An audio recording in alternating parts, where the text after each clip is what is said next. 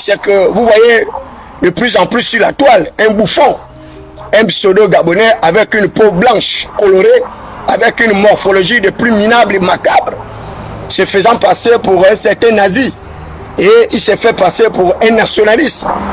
Et j'insiste, je persiste pour dire que ce monsieur n'est pas gabonais. C'est un Libanais. Et un Libanais crapuleux, sans éthique, sans morale, sans dignité, qui est en train de vouloir justement déstabiliser les institutions de notre pays. Au lieu de se limiter dans notre pays, il va jusqu'à insulter Ibrahim Traoré, le capitaine Traoré, la fierté même du peuple africain, la fierté des hommes intègres au Burkina Faso. Ce qui semble ignorer, c'est que ce que Ibrahim Traoré a fait en très peu de temps au niveau du Burkina Faso, Brice Oligui ne l'a pas fait au Gabon. Et c'est ce qu'on ne vous dit pas. Ibrahim Traoré, en très peu de temps, a conçu plus de 60 immeubles au Burkina Faso. Des H&M, des immeubles de 12, 14 étages. Je ne pense pas qu'au Gabon, vous avez ce genre de services hôteliers pour loger vos compatriotes. Lui, en très peu de temps, il a plus de 60 immeubles conçus dans le Burkina Faso. Ibrahim Traoré a mis en place une usine de fabrication de véhicules au Burkina Faso. Une véritable révolution africaine. À l'époque, nous savons que c'est le Nigeria qui arrivait à réaliser de telles prouesses. Ibrahim Traoré est en train de monter des aéronefs au Burkina Faso. Donc des avions, avec le matériel non pas recyclé, mais le matériel conçu au Burkina Faso. Et le Burkina Faso, tout le monde le sait, c'est le pays des hommes intègres. Et je l'ai toujours souligné qu'il y a la noblesse dans la pauvreté.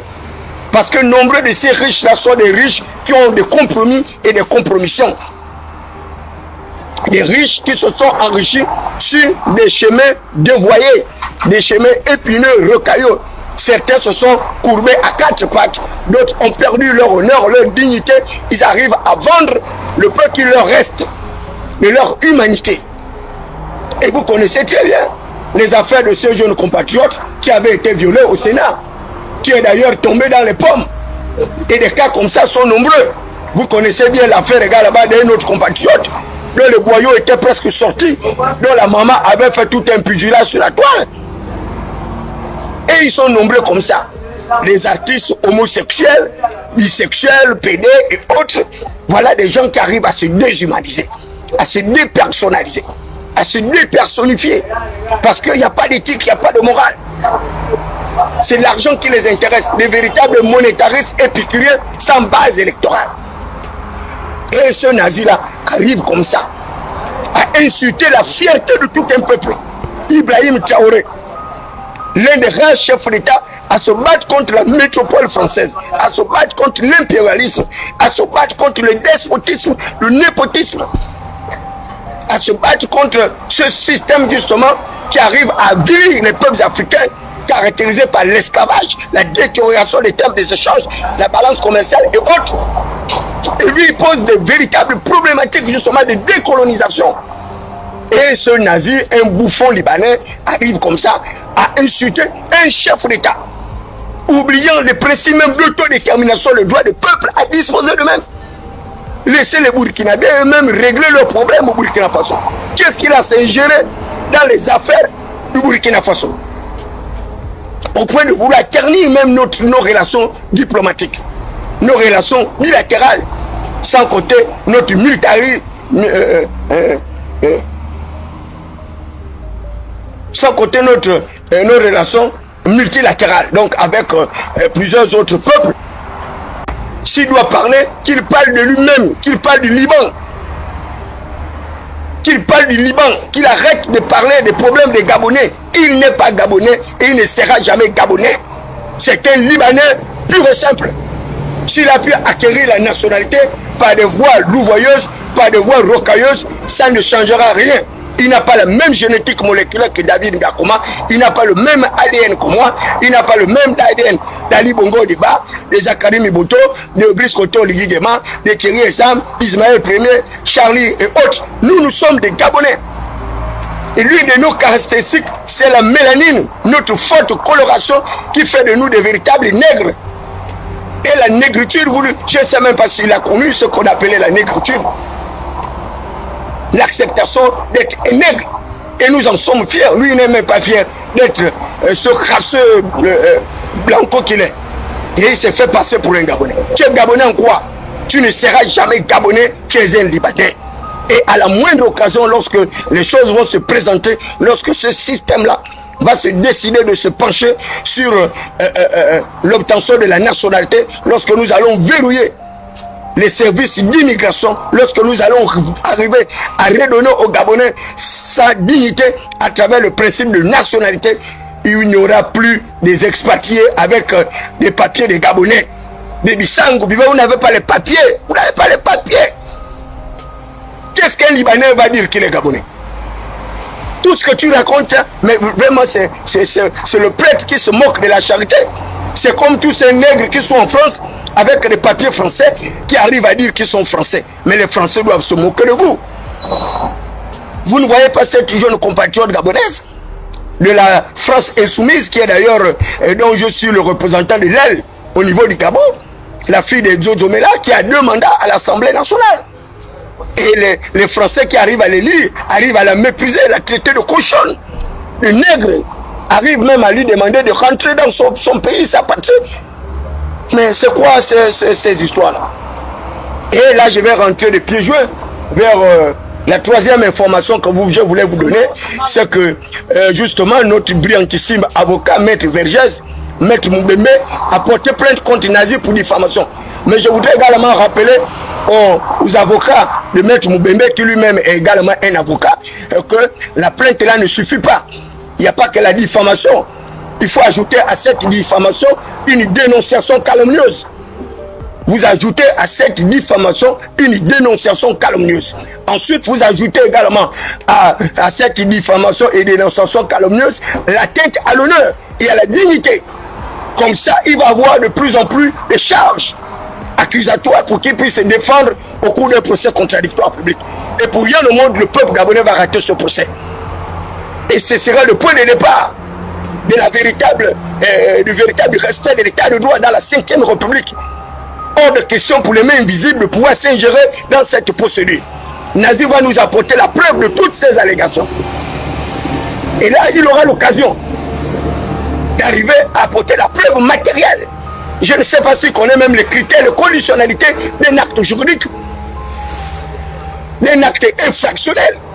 Et c'est là où on va voir si ce Nazi-là a pris le droit. Et il va dénoncer justement toutes ces personnalités politiques, publiques ou militaires qui l'ont facilité non seulement l'obtention d'une nationalité contrefaite, mais au mieux encore de lui avoir permis d'avoir accès à des fausses informations. Et c'est là-bas où tu vas apporter la preuve comment Maître Moubembe et notre maman ont pu extraire Hervé Patrick Opianga du Gabon. Mon ami, tu vas te retrouver avec les plus pires ennuis et les plus pires tourments. Donc, retenez bien d'abord les chefs d'accusation que je viens encore d'ajouter. À la diffamation, vous mettez la dénonciation calomnieuse. À la dénonciation calomnieuse, vous mettez encore outrage au magistrat. Parce qu'il a également outrageusement notre magistrat. Notre maman, la fierté même de la justice gabonaise.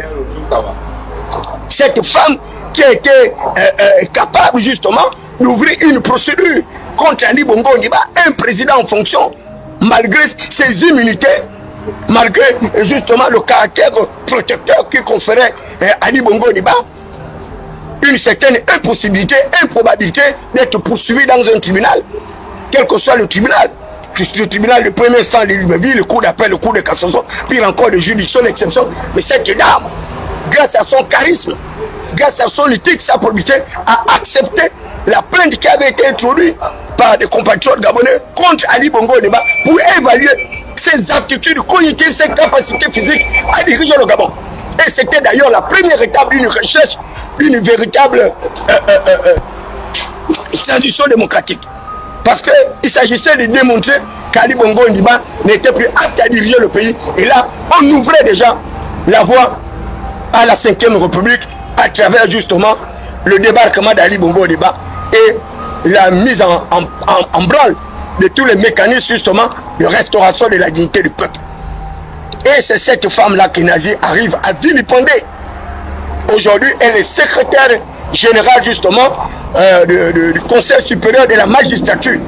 Et on la voit arpentant justement les villes et villages en train de faire un diagnostic d'état de déliquescence de notre système judiciaire avec une certaine régression justement d'une déstabilisation de notre service judiciaire et les services pénitentiaires. Donc, je voudrais également vous rappeler ce que j'ai dit au départ. Donc, la plainte contre Nazi pour la diffamation, il faut ajouter la dénonciation calomnieuse. Pour alourdir les charges, il faut ajouter également l'outrage au magistrat. Il faut encore ajouter l'atteinte à l'honneur et à la dignité de toutes ces personnes.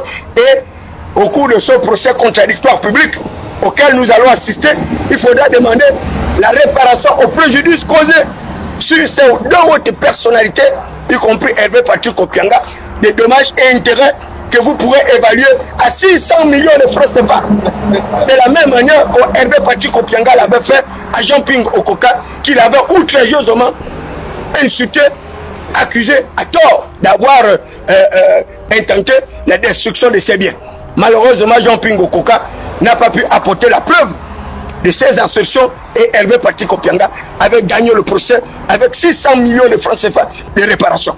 Donc, mon frère Nazi, j'espère que tu as une bonne cagnotte avec tes envoyés spéciaux qui sont tapis dans l'ombre secret des arcanes du pouvoir, ces courtisans intrigants qui passent leur temps à créer des problèmes à Brice-Coteau Oligui Nguema au lieu de gouverner parce que vous avez déjà le pouvoir, au lieu d'exercer le pouvoir, vous perdez votre temps à vilipender les gens, à traiter les paisibles citoyens.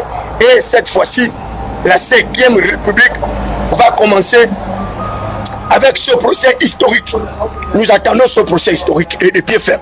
Je voudrais également attirer l'attention du service judiciaire sur la plainte également qui avait été déposée par celle dont on accusait d'avoir été violée par son père, Elsa Opianga. Cette plainte qu'Elsa Opianga avait déposée auprès de nos tribunaux compétents, il faut que cette plainte également puisse prospérer. Parce qu'il s'agit de respect de l'état de droit. Et dans l'état de droit, tous les êtres humains sont égaux. Et d'ailleurs, c'est un article de la Déclaration universelle des droits de l'homme et des citoyens de 1789, oréré par la chute de l'impérialisme roi Louis XIV avec l'abolition des privilèges monarchiques. Cette disposition qui stipule que tous les êtres humains naissent libres, égaux en droit, en dignité et qui sont dotés de la personnalité juridique. Et fort de cette personnalité juridique, les hommes devraient agir les uns les autres selon un esprit de fraternité. Et c'est en cela que l'ordonnancement juridique français a toute sa substance parce que c'est un ordonnancement juridique qui tient compte non seulement du droit national, c'est-à-dire le droit du peuple à disposer de eux-mêmes, l'autodétermination, mais tient également compte du principe justement de l'internationalisation du droit. L'internationalisation du droit. Donc le droit dans sa plénitude, sur le plan planétaire. Et vous pouvez également porter plainte sur le plan international. Lorsque les dispositions réglementaires de votre pays n'arrivent pas à vous donner raison, eh bien, il y a les cours, il y a des tribunaux compétents. Les tribunaux continentaux, donc les tribunaux de la sous-région, vous pouvez également les entraîner dans des tribunaux internationaux. Donc, j'invite également notre frère, Maître Moubembe, de ne pas retirer cette plainte-là. Cette plainte doit prospérer. Et quelles que soient les menaces, les intimidations, parce que nous savons comment les Gabonais fonctionnent, ne retirez pas cette plainte-là. Prenez les avocats et suivez bien cette procédure. Et faites en sorte que cette procédure ne soit pas viciée. Il faut que cette procédure puisse arriver à un débat contradictoire public au sein de notre juridiction, le tribunal de premier instance de Libreville. Donc, Nazi a là au moins 5 chefs d'accusation. À travers ces 5 chefs d'accusation, je pense qu'il y a au moins un qui arrivera à tomber sur sa tête et rechercher les réparations. Donc, les réparations d'Hervé Patrick Opianga pour diffamation, dénonciation calomnieuse, atteinte à l'honneur, sa dignité, et sans compter notre maman qui est secrétaire général du Conseil supérieur de la magistrature, plus Maître Vergès, c'est-à-dire Maître Moubembe. Voilà déjà pour notre frère Nazi. Et la quatrième information que je voulais également vous donner, eh bien, c'est celle qui consiste à une certaine honte des membres du Parti démocratique gabonais, et particulièrement ceux de la province du Wellington. Le Wellington qui autrefois était une province respectée, qui est aujourd'hui une province humiliée, insultée, grâce à l'épicurisme, à l'avatarisme d'un certain nombre d'acteurs politiques. Des acteurs politiques sans base législative, des acteurs politiques corrompus, mercantilistes, épicuriens, budgétivores, ces misérables, ces minables, ces inaptes, qui ont choisi la voie justement du compromis, de la compromission et de la déstabilisation du capital social de Brice Koté Oligui Nguema. Ils arrivent à démissionner en cascade pour faire croire qu'ils se mettaient à la disposition du chef de l'État. C'est de la pure manipulation. Mais qui bien tout que baba tout bispir bien bisundre. Mais qui mana membre mam lemba. Ba pangu vraiment pire bichili baba. Mais qui ba pangu bichili. Kabati we. Bola bochamu shilaba dol. Bonzala ba dol, ba pangu zala ba dol. Mais qui pire bitu kabati. Kabati be ba toi ikengi shibe. Tsongu be. Deli mo be na tsongu be. Bakere na be makata be. Meti bakere baba pangu bana na makata be. Tsongu be. Rela be. Ba mama na ibe dia bobioshi. Ba ma be bisumbi, ba ma be na makata. Bibisal dia boyena meti rela be tsongu be. Pire bituka be baki.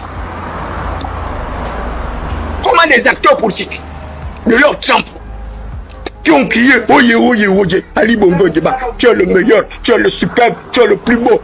Quand bien même on savait qu'Ali Bongo Nguema aussi était vilain comme David Bakoma. Ils ont dit qu'il était le plus beau, qu'il était le plus merveilleux. Quand bien même on savait qu'Ali Bongo Nguema était malade, ils ont dit qu'Ali Bongo Nguema était en bonne santé. Ils sont même allés prendre des certificats médicaux pour authentifier qu'Ali Bongo Nguema jouissait d'une parfaite forme. Ces gens-là méritent d'être poursuivis. Mais ces gens-là, vous méritez d'être poursuivis pour trahison, haute trahison. Et ces mêmes gens-là qui nous ont cantonnés, confinés, même la journée dans nos propres domiciles. Imaginant un virus destructeur de l'humanité qui serait capable de décimer le peuple gabonais. Ils nous ont gardés dans les maisons sans aller au travail. Ils ont détruit nos commerces et ils se sont caractérisés par des pseudos de bonheur où ils venaient nous nourrir à travers des boîtes salines, à travers des maquereaux. Mais vous avez oublié tout ça. Et ce pseudo-ministre de la Santé aujourd'hui, celui qui arrive à démissionner du PDG, celui-là dont on a accusé d'être l'amant de la vieille Jezabel, celui-là qui faisait la pluie au beau temps de l'ère du système Bongo PDG, il arrive aujourd'hui à décrier maintenant la gestion d'Ali Bongo Nguema alors qu'il décrit leur propre gestion. Tous les PDG qui décrivent la gestion d'Ali Bongo Nguema, la gestion du PDG, mais qui se sont des menteurs, y compris moi-même qui ai appartenu à ce système. Ce n'est pas les PDG qui doivent critiquer la gestion du PDG. Alors qu'eux-mêmes étaient PDG, ils sont comptables de cette gestion malencontreuse de l'État. Ils sont responsables de la dégradation des deux indicateurs de mal humain, de la déstabilisation, de la destruction justement de nos indicateurs macroéconomiques. Ils en sont responsables. Y compris d'ailleurs les nouveaux PDG convertis, ceux-là qui ont reçu l'absolution, tels que Baro Chambrier, tels que Mundunga et autres. Ce sont les membres d'un même système et ils se tiennent. Et Alain Claude je vous l'avais dit, que ces gens-là se tiennent la main. Ce sont des copains, des coquins. On a même ajouté consanguins. Pour montrer jusqu'à quel niveau ces gens-là sont capables de toute mutabilité, de toute ingéniosité. Et de l'ère de Brice Koté Oligui Nguema, jamais le PDG ne s'est mieux porté. Même à l'époque d'Ali Bongo Nguema, les PDG n'avaient pas autant de responsabilités qu'à l'époque de Brice Koté Oligui Nguema. Ils occupent tous les compartiments sociétaux. À chaque conseil de ministres, ce sont eux qui sont nommés, avec les membres de leur famille. Et nous qui avons décrié ce système en état à l'intérieur, moi David Bakoma, qui avait décrié le système comateux, le système eschatologique, Bongo PDG, nous sommes mis à l'écart. Et celui-là qui avait dit d'ailleurs que le CTRI c'était le PDG en treillis, mais il n'avait pas eu tort de le dire. Parce que le constat est là. Le CTRI c'est vraiment le PDG en treillis. Et le peuple gabonais aujourd'hui est dans une spirale de feu. Baïonné de tous côtés. À gauche, c'est le PDG, l'opposition, encore PDG, le centre, encore PDG, les militaires, PDG, et on nous encercle comme ça. Avec une impossibilité, une improbabilité d'arriver à une véritable attenance au sommet de l'État. Donc le pluralisme démocratique que nous avons adopté à 92%, en fait, c'est une simple espièglerie, une tartufferie. Et nous sommes en train d'aller progressivement vers le parti unique, vers une espèce de monopolitisation du pouvoir. Et il n'y aura aucun bicéphalisme du pouvoir, aucune égalité, même l'existence des blocs, comme je le dénonçais. Nous qui sommes membres de la 3e voie, de la Ligue des non-alignés, non. Nous partons là vers une chambre monocolore, à l'image de PDG passéistes. Et c'est pourquoi je voudrais attirer l'attention du peuple gabonais, le peuple souverain. La démocratie, l'avantage de la démocratie, c'est que vous êtes maître de votre univers. Vous êtes maître de choisir les dirigeants que vous voulez. Vous n'allez pas rester éternellement esclave. Il est possible pour vous également de vous investir pour devenir des députés, pour devenir des sénateurs, devenir des maires, pour renverser au moins la tendance. Mais si vous ne vous faites rien, vous ne vous organisez pas, mais le PDG va vous écraser. Le PDG va vous écraser. Et à cette allure, si tout le monde continue à démissionner au PDG, moi je pense que moi je vais répartir au PDG. À défaut de répartir au PDG, moi j'irai rejoindre Alain-Claude Debinze dans l'opposition. Parce que pour moi, il me semble qu'à l'heure actuelle, c'est lui le véritable opposant au système mono-sapien bongo PDG, c'est PDG. Il me semble, d'après l'analyse d'un certain nombre d'indicateurs, Alain-Claude Debinze, aujourd'hui, c'est celui qui semble constituer l'alternative de cette opposition maquilleuse, comparable à des gaz prostitués dévergondés aux odeurs d'une boniche en putréfaction. Des boniches de certaines veuves blanches, de certaines ménopausées avec un féministe plus retrograde. Et vous avez vu récemment là, les dernières nominations qui viennent d'intervenir. Mais ce sont les mêmes gens. Ce sont les mêmes familles, ces courtisans intrigants. Et on peut retracer leur itinéraire. Tout ce qu'on vient de nommer là. La majorité, ce sont des homosexuels. Ce sont des bisexuels. Ce sont des logistes, des lucifériens, des satanistes. Et voilà le système qu'on est en train de concevoir au Gabon. Dès lors que vous n'êtes pas un bisexuel, vous n'êtes pas pédé, vous n'êtes pas homosexuel, vous n'appartenez pas à la franc-maçonnerie, vous n'appartenez pas au satanisme, mais il n'y a rien, vous ne pouvez pas être nommé. Et vous n'avancez pas dans votre carrière administrative. Puis encore, si vous êtes un jusqu'au boutiste, comme David Mberakoma, jaloux de sa liberté, jaloux de son éthique, sa morale, sa probité, alors là, vous êtes, on a vite fait de vous déclarer une personne non grata. Mais qu'à cela ne tienne, vous savez, la Bible dit que l'arc de puissance sera brisé. L'arc de puissance sera brisé. Et que les faibles ont la force pour ceinturer. Les faibles ont la force pour ceinturer. Et la force est à l'Éternel des armées. L'Éternel des armées, c'est celui qui institue les princes et les autorités, celui qui établit les rois et celui qui les renverse. Sans aucune intervention humaine. C'est pourquoi je vous ai dit que vous avez une évaluation de 2 ans. La gouvernance d'Ali Bongo Niba, de Brice Koto Ligigema, n'ira jamais au-delà de 7 ans. Elle n'atteindra même pas les 7 ans. Parce que ces mêmes acteurs qui s'acoquinent avec Brice Koto Ligigema, ce sont les mêmes acteurs qui vont le déstabiliser à la moindre occasion. Et dans les 2 prochaines années à venir, vous me direz la suite. Je dis bien dans les 2 prochaines années à venir, vous m'en direz la suite. Parce que je connais ces gens-là, je les connais tous. Et Brice Koto Ligingema, pour s'être accoquiné avec eux, hein, il s'est mêlé les pinceaux et il s'est mis sous un couvert de feu, sur une spirale. Et lui également, le système Bongo PDG, CTRI PDG, l'a absorbé. Il est devenu prisonnier de ce système et il ne pourra pas s'en défaire, ce n'est pas possible. C'est terminé. Et c'est pourquoi le peuple souverain doit se lever pour protéger leur leader. Vous devez vous lever pour protéger Brice Koto Ligingema, sans quoi une catastrophe peut arriver de manière inattendue. Et ça, c'est ce que vous semblez ignorer. Parce que ces gens-là sont tellement assoiffés de pouvoir, au point de perdre même leur dignité. Mais ça, c'est quel genre de femmes? Et ils se font passer pour les fils d'Akomamba, les fils de Ngo, de la tribu des immortels. Et ils arrivent à mendier comme ça. Ils arrivent à mendier. Mais Il leur est arrivé ce que disait d'ailleurs un proverbe vrai, que les chiens sont retournés vers ceux qui les avaient vomis, et que la tue l'avait une fois de plus monté dans le bourbier. Une bande de misérables, de scélérats. Allez-y dire à leur négrier fan là, les fans, des bas niveaux, des quartiers à Djougou, au Yem là-bas, que Thierry et Sam a dit que vous êtes des fans indignes. Parce que moi, je suis un vrai fan. Je suis un vrai fan. Vous êtes des faux fans. Des fans qui se prostituent. Je n'en connais pas. Oui, bonjour. Oui, Diallo, bonjour. Hein?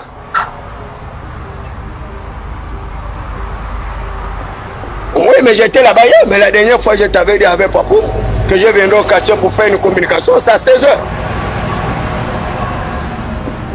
Non, je suis entré là. Dès que j'arrive à la maison, je t'appelle. Ok. On dira tout le monde 14h30. Moi, les gens, c'est bien avant. 17h, voilà, donc ce sont mes partenaires hein, qui veulent savoir à quelle heure est-ce que je porterai cette communication du côté de la baie de Cochon. Et j'étais en train de dire, je vais terminer d'ailleurs par là, de dire au fils de ma panne, des quartiers sous-intégrés, que vous n'imaginez pas la bataille qui est la nôtre. Parce que les nantis vont continuer à vous malmener. Moi, je suis un vrai fan. Rien à voir avec les femmes prostituées, là, les vieillards, là. À leur âge, ils arrivent à manger devant les Kigema. Vous êtes des misérables. Des femmes qui ont tout obtenu, vous avez tout obtenu, vous avez occupé tous les postes de responsabilité, vous arrivez à manger. Et on vous impose même cette mendicité par une démission du PDG pour avoir une gargote, une PVR. Mais c'est incroyable. J'ai jamais vu des gens, des personnages aussi indignes. Un bécué comme David Miracouma. Moi, un bécué du village de Kout, du canton et l'élève, me transformer en prostituée politique, en vagabond, en transhumant. Non, mais c'est pas possible. C'est incroyable. Et ils ont même oublié que c'est la transhumance politique qui avait tué justement la philosophie du père Paul Mabesolo. Et pourtant, c'était une véritable philosophie communiste. L'école cadeau, l'hôpital cadeau, le travail pour l'ensemble de tous les Gabonais. C'est ça, c'est les minimums, c'est les prérequis. Mais dès que Mabesolo a voulu vendre le vent au Mabongo débat à travers le parti unique, où il avait parlé d'un laboratoire de rassemblement de quoi, des machins, dès que Maître Lagondia au Kowe, avec Oyonaba et les autres avaient compris la supercherie, on a abandonné Mabesolo. Et il ne s'est plus jamais relevé. Aujourd'hui, Mabesolo est le plus misérable de tous les acteurs politiques gabonais. Le plus malheureux. Et il est même avec un autre mendiant. Et pourtant, il vit dans la résidence de Chantal Mikoto, l'une des villas les plus luxurieuses du haut des Guégués. Et lui aussi, il est en train de manger. Voilà quelqu'un qui a brisé son sacerdoce. Il a brisé son serment ecclésiastique pour soutenir le peuple souverain. Il a brisé sa relation avec Dieu. Mais regardez comment il termine sa vie. Avec une béquille, il est maintenant là, un boiteux. Pendant que Bia, au terme de ses 93 ans, est debout. Mais regardez le père Paul Mabesolo. Le salaire du péché. Le salaire du péché. Lui aussi, il est maintenant en train de manger. Oligui Nguema qui a même l'âge de son fils. Il va manger devant Oligui. Jean-François Toutou, même lui c'est Kamapi. Le chante de la fantasmagorie politique. Sous la haute inspiration de Mabongo Diba, comme disait Jean-Jacques Rousseau, Rabelais, des machins. Il parle un gros français comme ça à des élèves du CPD. Vous voyez comme ça? L'oncle de la Java, mais c'est incroyable. L'oncle de Charlie. Là, celui qu'on a encore mis maire de Libreville, c'est encore son filleul, Adrien Gama. C'est les filleuls, tous ces gens-là, ce sont leurs filleuls. Si tu n'es pas le filleul de Jacques Mille Encyclopédie, tu es le filleul de la tortue de Bikele, la tortue lutte. Si tu n'es pas le filleul de la tortue lutte, tu es le filleul de l'autre là. Non, ils sont au moins trois, les gens de l'Essiel. Tu as Biogemba, tu as André Diodenebe. Si tu n'es pas dans leur écurie, tu n'as rien, tu n'as aucune galette. Et ces gens-là sont respectés par Oligui. Oligui les vénère comme si, je ne sais pas. Les gens comme ça qui devaient pousser même à une sortie définitive pour qu'ils laissent la place à la jeunesse. Non. Ils s'acoquinent encore avec eux. Ils leur donnent encore de l'argent, ils leur donnent les postes, ils donnent des postes à leurs enfants et c'est fini. C'est le même système rotatif. Le même système rotatif. Mais les leaders de quartier sont intégrés, ils n'ont rien. Et c'est le même système Bongo PDG. Oligui est en train de reproduire le même système. Je vous dis, il n'y aura aucun changement. Il n'y aura pas de changement. Il n'y aura aucun changement. Ça, je vous le dis aujourd'hui. Il n'y aura aucun changement. Le seul qui a bousculé les lignes, qui a tenté le changement, c'est Brice Lakou-Chalenga. Avec Brice Lakou-Chalenga, tous les leaders des quartiers sous-intégrés, malfamés, ont eu une certaine visibilité. C'est aujourd'hui doivent leur fortune, leur hégémonie, leur suprématie grâce à Brice Lakou-Chalenga. Suivez mon regard du côté du palais. Le conseil spécial, Juste Luango, c'est un pur produit de Brice Lakou-Chalenga. Juste Luango. Il n'était rien par le passé. Personne ne le connaissait. Un anonyme. Et pourtant, il était déjà fortuné. Et pourtant, il avait déjà des points de responsabilité. Mais Lakou-Chalenga l'a sorti de l'obscurité, de l'obscurantisme, et il a placardé comme ça. À la lumière. Regardez par Tanaza, mon propre frère. Il n'avait rien comme moi à l'UGPDG. Regardez comment Lakou-Chalenga a transformé la trajectoire destinée de Patrice Tanaza. Et Patrice Tanaza lui-même a transformé la trajectoire de milliers de personnes. Regardez l'autre, Tony Ondomba. C'est Lakou-Chalenga. Vous arrivez au 5e arrondissement avec le prince du Kama. Arsène Kogé, personne ne le connaissait. Lakou-Chalenga en a fait un ministre délégué de l'Intérieur. Les Tony Ondomba et autres. Regardez encore du côté du 6e arrondissement avec Dani Koulou. C'est Lakou-Chalenga. Donc Lakou-Chalenga a formé une nouvelle élite politique. Une véritable élite politique. Une jeunesse de quartiers sous-intégrés. Et qui ont apporté leur expertise. Et on a vu le pays évoluer, on a vu le pays changer. On a vu notre frère Chadi Moukarim. Voilà un vrai Gabonais. Chadi Moukarim. Qui a le sang des Gabonais dans la peau. Et il a prouvé qu'il n'était pas libanais.